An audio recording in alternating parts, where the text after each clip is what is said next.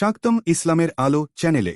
এই চ্যানেল আলোকিত করবে আপনার অন্তর কুরআন ও সহিহ হাদিসের আলোর। সাবস্ক্রাইব করে পাশে থাকুন, ছড়িয়ে দিন ইসলামের আলো। ফরজ গোসল করার পদ্ধতি হলো, আপনার গোসল ফরজ হলে বাথরুমে গোসলখানায় গিয়ে সর্বপ্রথম আপনার শরীরের যে জায়গায় নাপাক লাগছে বা কাপড়ের যে জায়গায় নাপাক লাগছে সেই জায়গাটা কি করা, পরিষ্কার করে নেওয়া আগে। যদি আপনার জায়গাটা চিহ্নিত থাকে যে এই জায়গাটা নাপাক লাগছে, ওই জায়গাটা ধুয়ে ফেলান। এরপরে নামাজের জন্য যেভাবে আমি অজু করছি সেভাবে অজু করা।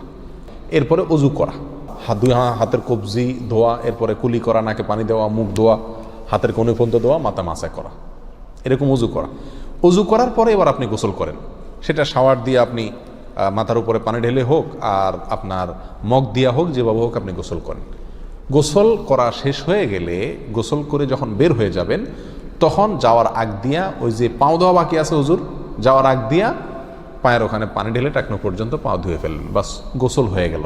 এই ভিতরে আপনার শরীরের প্রতিটি অঙ্গের প্রতিটি জায়গায় পানি পৌঁছানোর চেষ্টা করতে হবে। প্রকাশ্য অঙ্গ যেগুলো, নাভির প্যাচ থেকে নিয়ে, বগলের নিচ থেকে নিয়ে, আঙ্গুলের চিপা থেকে নিয়ে, প্রত্যেকটা জায়গায় যেন পানি যায়, সেজন্য সেখানে পানি পৌঁছানোর চেষ্টা করতে হবে। ডলার দরকার হলে ডলবে, যেভাবে ওখানে পানি পৌঁছাতে হবে। কানের প্যাঁচের ভিতরে, একেবারে গভীরে না, প্যাঁচগুলোর ভিতরে যেন পানি যায় সেদিকগুলো খেয়াল রাখতে হবে। কোনো একটি জায়গা যদি শুকনা থাকে তাহলে কি হবে না, ফরজ গোসল হবে না।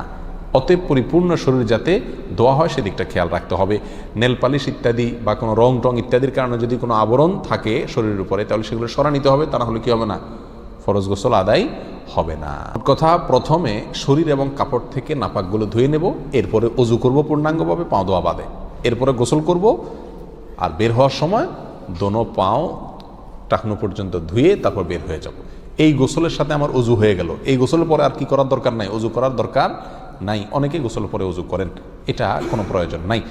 তবে কেউ যদি গোসল করা অবস্থায় তার পেশাব চলে আসে, অনেকে আছে পানির স্পর্শ লাগলে পেশাব বেশি আসে, তো গোসল করা অবস্থায় যদি তিনি পেশাব করে দেন বা অজুভঙ্গের কোনো কারণ তার ভিতরে আসে, তার বায়ু ছাড়লেন, তাহলে তো সেক্ষেত্রে অজু যেটা শুরুতে করছিল ওইটুকু তো আর নাই। তাহলে তাকে আবার কি করতে হবে, নতুন করে গোসলের পরে অজু করতে হবে।